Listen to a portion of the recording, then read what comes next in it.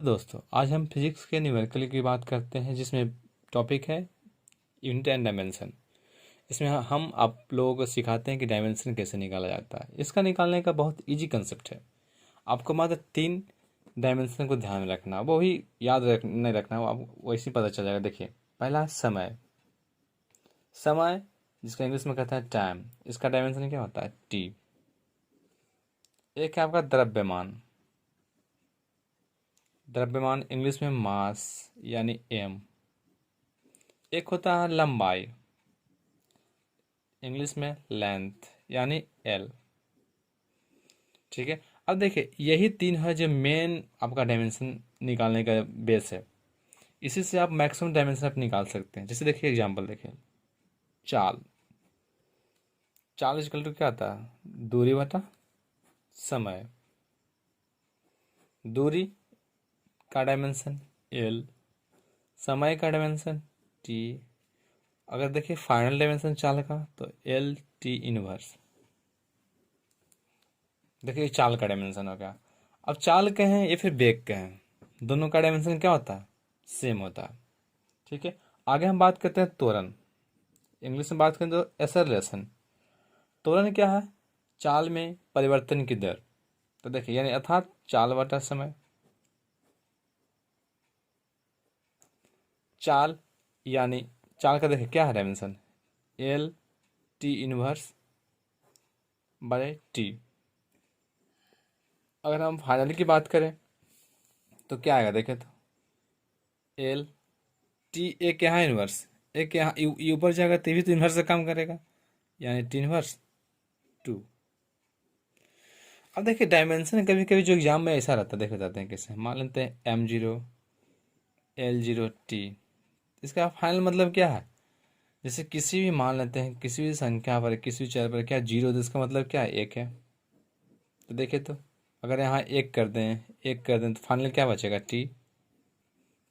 इसको हम क्या लिख सकते हैं अगर इस प्रकार फॉर्म लिखना चाहें तो? m0 l t inverse 2। क्या इसको हम इस प्रकार लिख सकते हैं? यहाँ 1। तो देखिए, दोनों क्या सेम है। तो ये आपको ऑप्शन समझना पड़ेगा, लिखा हुआ ऑप्शन दिया हुआ कैसा है, उसके उसके अनुसार आप अपना चेंज कीजिएगा। अब देखिए, हम बल की बात करते हैं। बल, अगर हम बल की बात करें तो इसका फार्मूला क्या है? F equal to M A. F equal to M A होता है, यानी मास इंटू एक्सेलरेशन। एक्सेलरेशन यानी त्वरण, तो मास का एम, त्वरण का क्या होता है? देखिए, निकाला हुआ सामने है ना, अभी देखिए, एल टी इनवर्स 2। अगर हम फाइनल कंबाइन करें तो क्या आएगा? L M L T inverse 2। यह का क्या हो गया? बल का डायमेंशन हो गया। ठीक है। अब अगर हम बल के बात करें कार्ज का, तो देखिए कार्ज यानी डब्लू। डब्लू चल रही क्या होता है? F S. देखिए, डायमेंशन निकालने के लिए आपको बस आपको क्या है? फार्मूला याद रखना पड़ेगा। अगर आपको फार्मूला याद है तो अपनी डायमेंशन याद हो जाएगा, अपने आप निकालना सीख गए तो। और देखिए, डायमेंशन जब याद है तो आप उसका यूनिट भी ध्यान में रख सकते हैं। जैसे उसको क्या कर सकते हैं? केजी, मीटर प्रति सेकंड स्क्वायर, अर्थात इसको के न्यूटन कहते हैं। तो देखिए, डब्ल्यू इक्वल टू क्या हो गया? एफ एस हो गया। एफ एस, एफ यानी बल। बल का डायमेंशन क्या होता है? देखिए तो M L T inverse T. और एस यानी डिस्टेंस का क्या होता है? एल, लेंथ का यानी। तो फाइनल क्या हो गया? M L two T inverse two. अब देखिए, यही जो डायमेंशन है, कार्ज कर दीजिए, ऊर्जा कर दीजिए, आपका यह काइनेटिक एनर्जी, पोटेंशियल एनर्जी, सब एनर्जी जितना भी है सभी यही होता है। अब बात करते हैं हम संवेग का। संवेग इंटू क्या होता है? पी इस, अर्थात P equal to M into V, यानी मास इंटू वेलोसिटी। तो मास का क्या होता है? एम। वेलोसिटी का क्या होता है? L T inverse. फाइनली अगर हम बात करें तो एम एल टी इनवर्स। ये आपका क्या हो गया? संवेग। देखिए, एक फार्मूला ये पूछता है कभी कभी कि संवेग की दर को क्या कहते हैं। तो देखिए, यहाँ से निकल जाएगा कैसे, देखिए कैसे याद रखना है। संवेग की दर यानी संवेग बटा समय। तो देखिए क्या करना है आपको, बस डायमेंशन मिला लीजिएगा, M L T inverse by T. इसे आपको बता रहे हैं कि कैसे फार्मूला निकाला जाता है, कैसे याद रखा जाता है। देखिए तो M L T inverse to.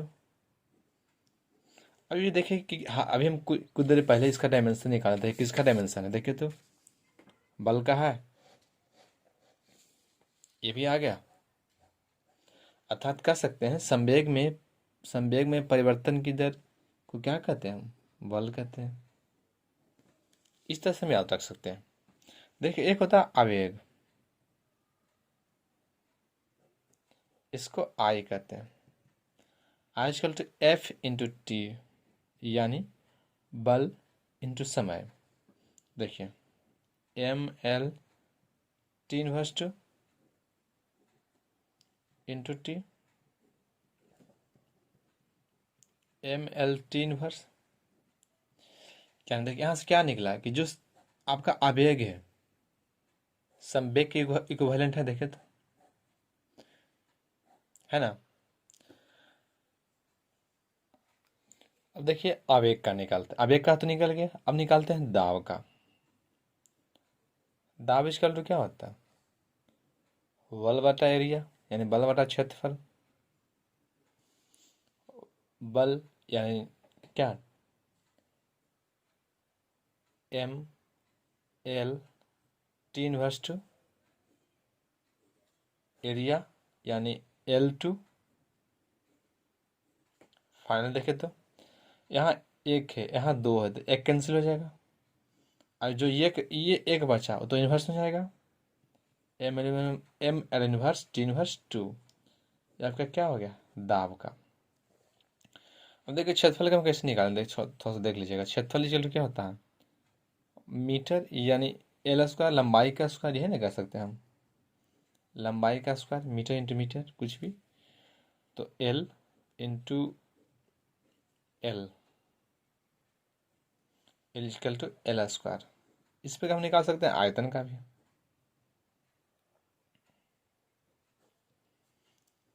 लंबाई का क्यू यानी L into into L into L, यानी एल क्यू।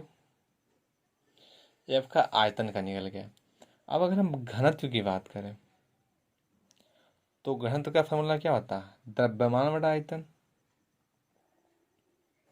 देखिए इसके क्या है, इससे दो फायदा, आपको फार्मूला भी याद होगा, आप डायमेंशन निकालना सीख जाइएगा। घनत्व बटा आयतन, तो देखिए द्रव्यमान यानी एम, आयतन यानी एल क्यू। अगर देखिए इसका हम यूनिट की बात करते तो क्या होता है, तो केजी प्रति मीटर क्यू हुआ ना। अब डायमेंशन की बात करते हैं, एम एल क्यू इनवर्स, ये निकल गया।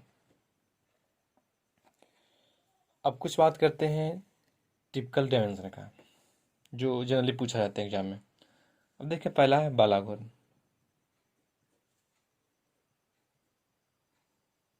बालाघुर, बालाघुर का फॉर्मूला होता है बल गुने बल बाहु।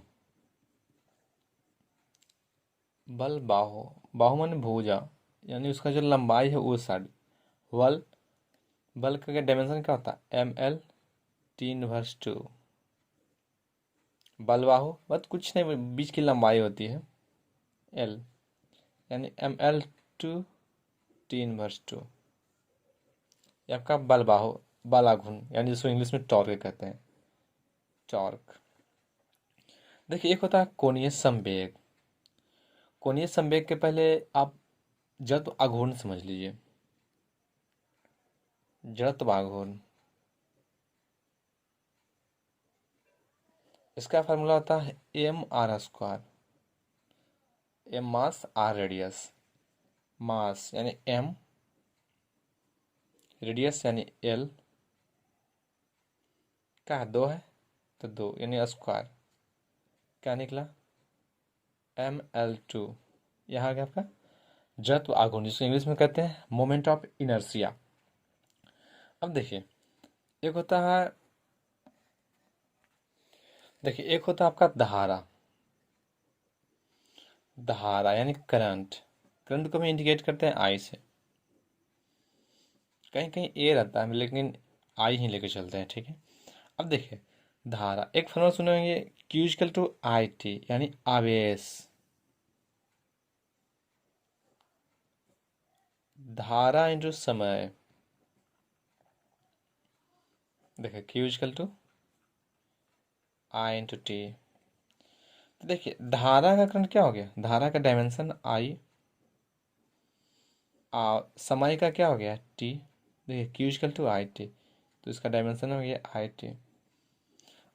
देखिए आपको कन्फ्यूज करने के लिए कैसा लिखेगा, इसको लिखेगा M0 L0 आई टी। तो देखिए सीधा सीधा याद रखिए, किसी भी चीज, किसी भी चर पर उसका पावर जीरो, इसका मतलब क्या होता है एक। इसको हम लिख सकते हैं 1 × 1 आई टी। तो फाइनली क्या हो गया, आई टी आया ना। तो इसमें ध्यान रखना चाहिए, ये कंसेप्ट है इस सब, क्योंकि आपको कंफ्यूज करने के लिए ऐसा दे देगा। मान लेते हैं इसका ये, इसको ऐसे दे देगा एम ए, इसको ऐसे इंडिकेट करके देगा L2 T0। अब वहाँ पर इसको नहीं ढूंढना, देखना अगर ये ना हो तो ये रहेगा। ये देखना है कि जीरो वाला के कोई वैल्यू वैल्यू नहीं है। तो ठीक है, आगे बढ़ते हैं। अब देखिए आप सुनेंगे विभवांतर।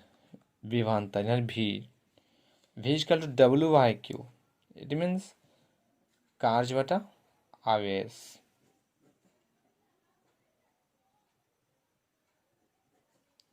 तो देखिए कार्य का तो डायमेंशन ऑलरेडी हम पहले निकाल चुके थे। क्या था उसका डायमेंशन, याद है? ml2 T−2। आवेश को अभी अभी निकाले हैं, क्या आई टी है ना, आई टी। तो देखो तो फाइनली क्या है, ml2 T−, यहाँ 2 था, यहाँ 3 हो गया। इस तरह से आप निकालना सीख गए डायमेंशन, तो आपको डायमेंशन कभी याद नहीं करना पड़ेगा।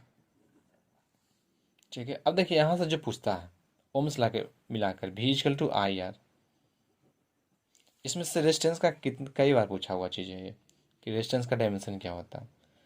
तो देखो देखिए आर इक्वल टू में लिख सकते हैं V/R, V बटा आई लिख सकते हैं ना, फार्मूला है। तो अब भी का हम डायमेंशन निकाल चुके हैं, क्या निकाल चुके हैं, ml2 T−3 I−, बटा V/I। तो फाइनली इसका डायमेंशन की बात करें तो क्या आ जाएगा, देखिए तो ml2 T−3 I−2। देखिए अगर हमको ये फार्मूला याद नहीं रहता तो हमको डायरेक्ट ये डायमेंशन याद रखना पड़ता, जो कि थोड़ा सा एक टिपिकल टास्क है। याद तो रखा जा सकता है लेकिन थोड़ा सा टिपिकल टास्क है। लेकिन अगर हम निकालना सीख गए हैं तो क्या याद रखना पड़ेगा ये, नहीं ना। तो ये कंसेप्ट है जो बारीकी से आपको बता रहे हैं, इसमें सीखिए। आज के लिए देखिए इतना रखते हैं, बाकी इसको रिवाइज कीजिएगा बढ़िया से। देखिए एक बार नहीं समझ में आया तो 2 बार देखिएगा। एक बार रिवाइज कर लीजिएगा तो फिर आपका ये कंसेप्ट आपका अपना हाथ में हो जाएगा, जिससे आपको याद करना ना पड़ेगा। और ऐसा हो जाएगा कि आप किसी को समझा भी सकते हैं। देखिए डायमेंशन का पार्ट और भी बचा हुआ है।